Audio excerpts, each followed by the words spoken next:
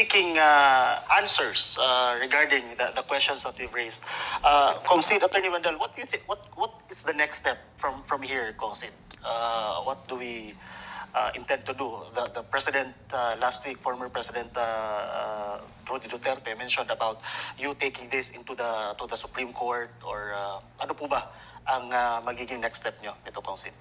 Yes, after the long discussions, at wala na tayong magawa kasi aprobado na yung budget saka pirmado na nung presidente.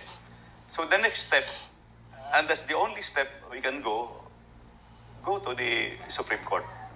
Go to the Supreme Court and challenge the validity and the constitutionality of the budget. And perhaps high time for us to, kaya nga i-present natin ito sa taong bayan for them to discuss also, because it's our taxpayers' money. Every day, nagbabayad na ng VAT. Bawat kilos natin, pag sakay natin ng sasakyan, pagbuhos ng gasolina, pagbili ng asukal, punta ka sa grocery, punta ka sa restaurant, kada kilos mo, magbabayad ka ng VAT. So, it behooves upon us to know. It is our right to know kung ano ba talaga nangyari. You know, since time immemorial, the truth will out as it always will. Lalabas talaga. Lalabas ang katotohanan.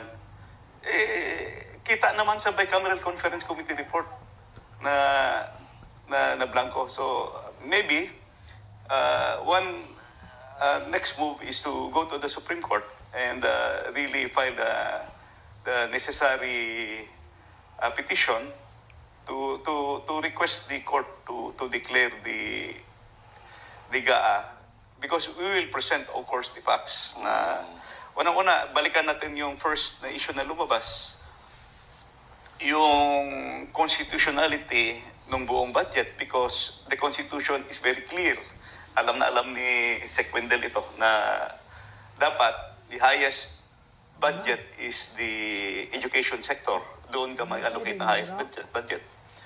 Now, babalikan natin yung budget when presented last July 29 to the House of Representatives. Meron tayong BESF, merong isang page doon na nakasulat kung ano ang education sector. Ang total, 799 million pesos is the biggest allocation. Sinabi rin during the kung babasahin mo yung President's message, nakasulat din, the number one expenditure in terms of appropriation, the highest will go to the education sector, 799 billion. So, nag-match, no? Nagtali. Number two is the DPWH, 700 billion. So, nakasulat din sa President message. At sa BASF, yung number two, yung DPWH na budget. Okay, sa sinabi ko na kanina, yung proseso, first reading, second reading sa lower house, first reading, second reading sa upper house. Yung resulta ng dalawa, i-reconcile mo through Bicameral Conference Committee. Yung output ng Bicameral Conference Committee is clear na binawasan nila ng 31 billion yung 799 billion ng education sector. At dinagdagan ng 288 billion yung DPWH. So 1.1 trillion ng DPWH, overtaken talaga. Kahit idagdag mo pa yung mga dinagdag nila, which I think nag-imbento na yun. Kasi nandoon sa BASF at saka nandoon sa President's message yung pag-submit, sinabi na doon na yung total sa nandoon na. So, dapat yung plus-minus mo doon na sa BICAM. At saka yung dinagdag nila na convergence projects, DPWH talaga yan. Alam ni Wendell yan. Yung hindi lang convergence projects, yung dinagdag nila yung salary differential. Siyempre, mas malaki yung salary differential for the teachers kasi malaki yung teaching force compared to the DPWH employees. However, since time immemorial, pagpasok ko pa sa Kongreso, nandyan yan sa MPBF. MPBF talaga. Paano mo ipasok sa education sector, idagdagan. So, kahit anong engineering pa or re-engineering yung gagawin mo, mataas na talaga itong 2025. Mas mataas ang public works budget, which makes it unconstitutional. So that will be raised also. And may laking question, bakit binawasan yung or tinanggal yung budget ng PhilHealth. The health advocates, health sector, maraming doctors are questioning kung bakit tinanggal yung 74 billion doon. The 74 billion there is intended for the indirect beneficiaries of the PhilHealth. Kasi yung iba naman, yung direct, ay meron naman silang, nagbabayad sila ng premium, deduction yun sa salaries. Yung indirect beneficiaries, binabayaran natin yun, galing yan sa syntax law. Yung sinasabi ni Sequendel na may mga automatic appropriations, meron tayong tinatawag na earmark funds. Because the syntax law says the increment of 103, Republic Act 10351, yung 80% yan will go to universal healthcare. So universal healthcare, that will be the insurance coverage of the indirect beneficiaries. More or less, figures na kita ko that time was, there were 25 million indirect beneficiaries. Yun yung mga senior citizens, mga 4-piece beneficiaries, yung mga PWDs. So, saan ngayon kukuha ng pambayad ng premium nila for PhilHealth? Saka, when you talk of economic development, isama mo talaga yung health sector eh. Kailangan mo ng mga malulusog na Pilipino for us to develop. Second question, actually binawasan yung budget ng 4-piece. Binawasan nila ng 50 billion. Hindi mo ba alam na, or hindi nyo ba alam na yung 4-piece is a poverty reduction program of the government? May target tayo niyan na kung pwede, pagdating ng 2028, single digit na lang yung ating poverty rate. Between 8 to 9%. No, paano mo na ma-reach yun? Kasi tinanggal mo na yung PhilHealth mo. Tinanggalan mo yung PhilHealth. Tinanggalan mo yung 4-piece. Yung 4-piece kasi, it's really was designed to address poverty. Kaya nga meron yang conditional cash transfer eh. May obligasyon yung magkatanggap, papaaralin yung mga anak, pupunta ka sa health center, then may PhilHealth coverage ka. To address development, gusto natin maging aakyat pa yung ating growth ng Pilipinas, kailangan mo talagang increase the GDP, at the same time, address mo talaga yung poverty. So, saan pumunta? Yun ang tanong. So, it went to mostly 288 billion went to sa BICAM pa lang ha, hindi kasama yung budget sa NEP at saka yung sa Kwan. Sa NEP, yung infra budget, tinagdagan ng 288. I don't know kung i-consider ba nila yung absorptive capacity saka kaya ba ma-implement lahat ng DPWH yan. So there are really a lot of issues in this budget na dapat iakyat talaga sa Korte Suprema. Not only to the Supreme Court, but to the bar of public opinion, because it's very important that the people should know.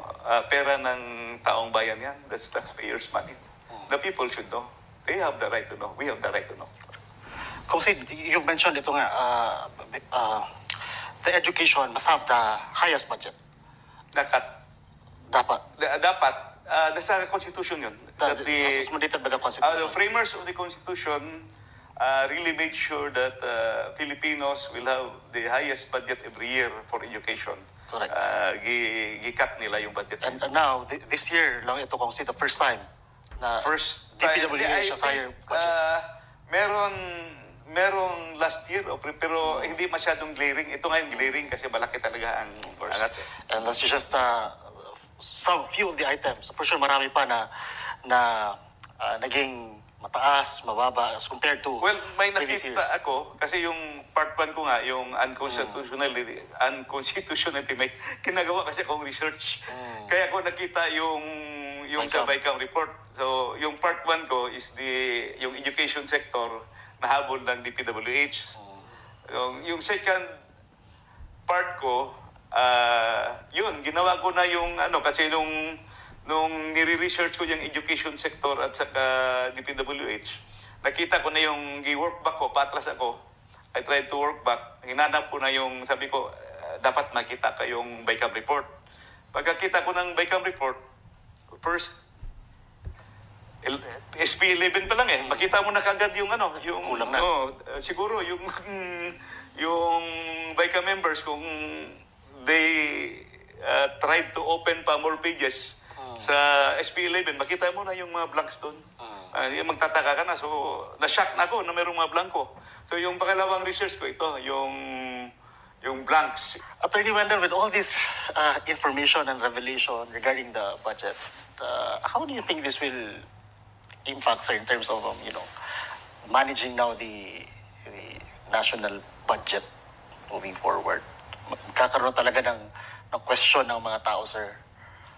Alam mo, ang mga tao naman, pagka kahit anong gastos, pagka naunawaan nila, maunawaan nila kung bakit kailangan gawin yan.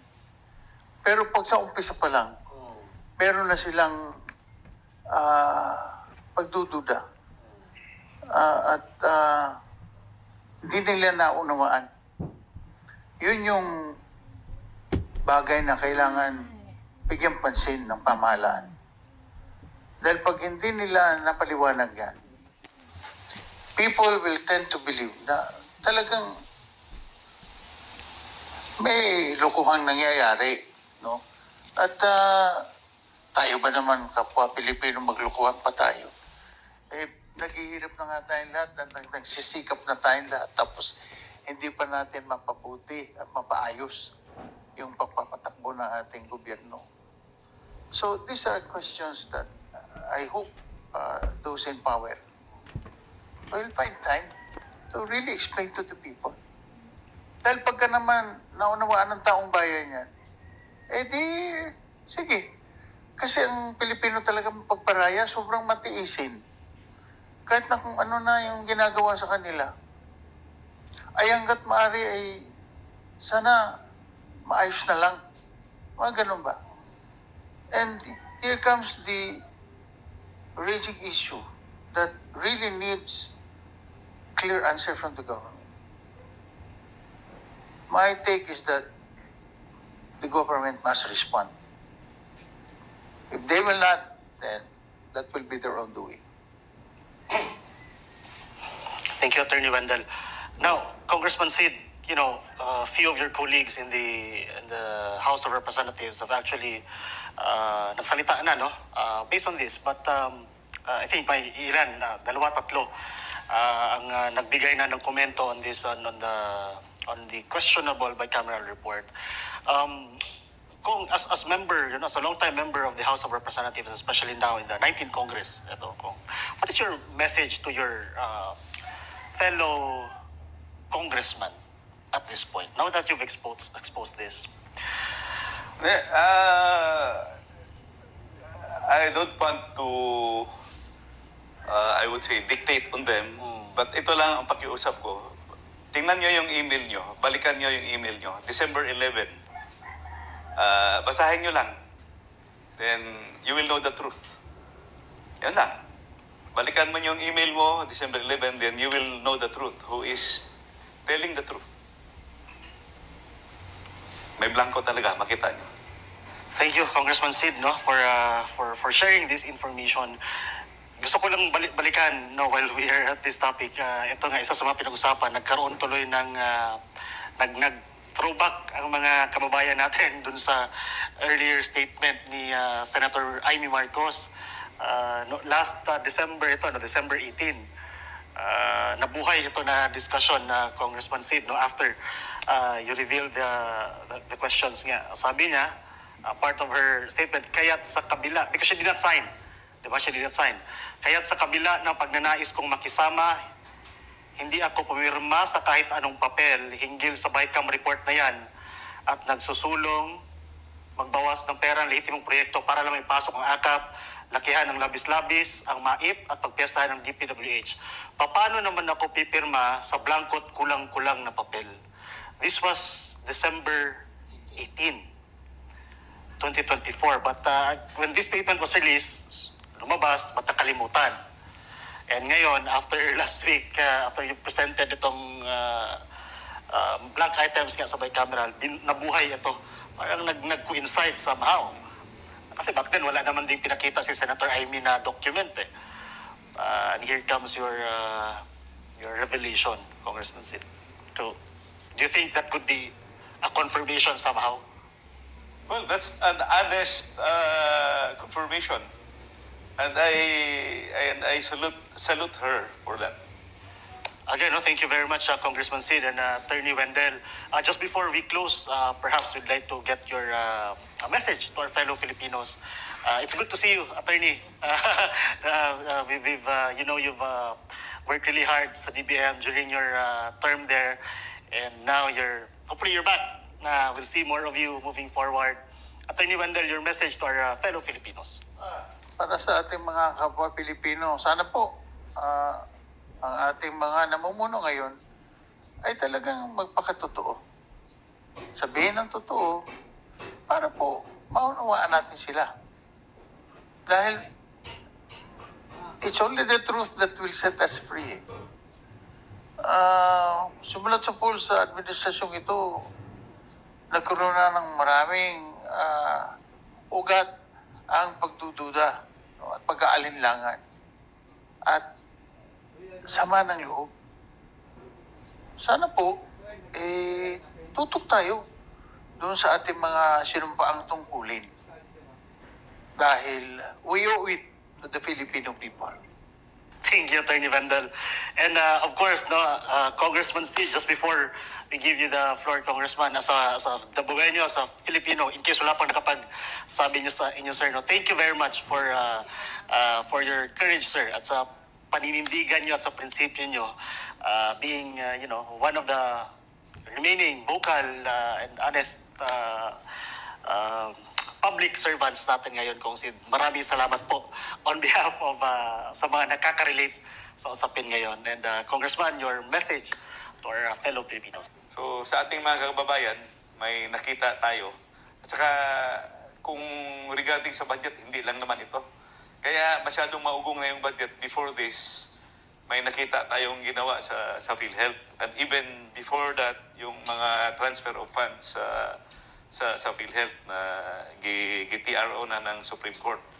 So, kung ang ating mga kababayan will be vigilant at nagbabantay tayo, siguro hindi pwedeng basta-basta maggalaw lang yung ating taxpayers' money o yung ating pondo ng bayan. So, we have to be very, very vigilant at salamat at sa nakita ko, a lot of people are now aware, no?